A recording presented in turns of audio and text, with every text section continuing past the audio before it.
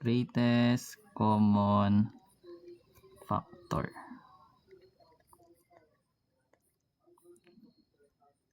Easy. Ito, madali lang din daw. Actually, ito naman guys, magagamit mo to kapag nag-factoring malamang. Then, kapag mas maganda dito guys, familiar ka sa divisibility rule. If ever na master mo yung divisibility rule, madali lang magkuha ng factor. Anyways, so let's say meron tayo number 1. So, yan. Let's say meron tayong 3x squared plus 12x. So, find the paano ni-factor out? Ano yung GCF nila?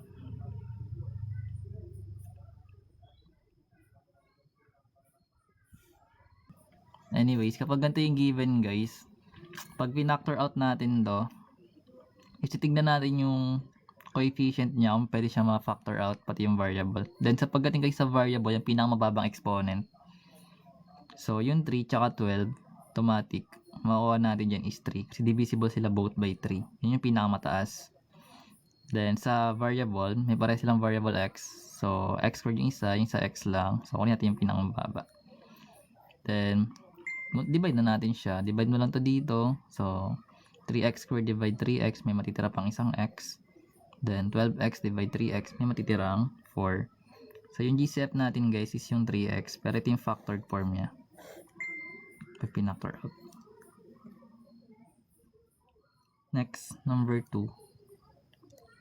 So let's say meron tayong 5x plus 20. GCF na tawag dito. So, magkakaroon tayo ng 5 tsaka 20. So, divisible yung by 5. So, ilalabas natin yung 5. Sa variable, hindi natin pwede ilabas kasi wala yung kabila eh. Then, matitira dito is x. Then, sa kabila is 4. So, pag dinistribute natin itong 5 sa loob ng parenthesis, babalik tayo sa original na given.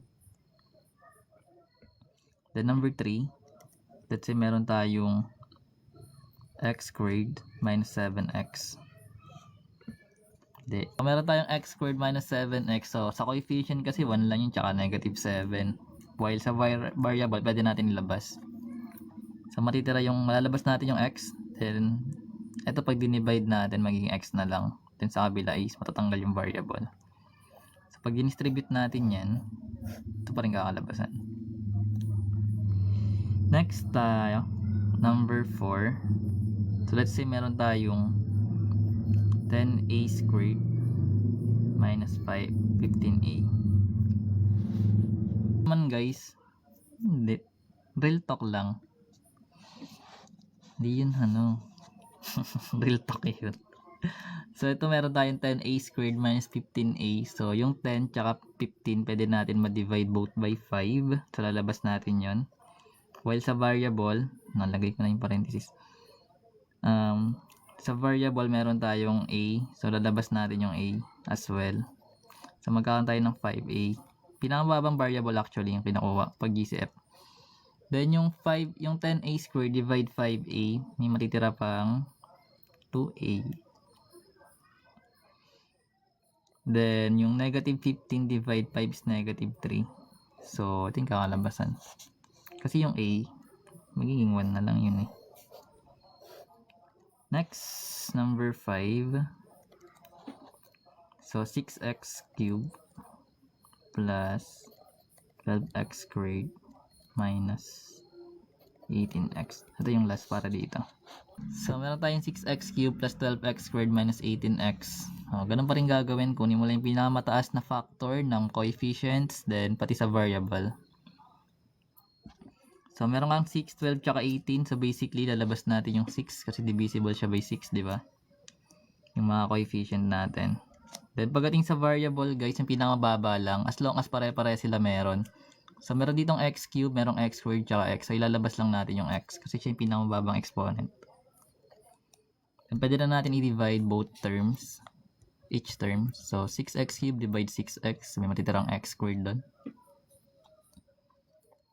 Then, sa kabila, 12 divide 6 is 2.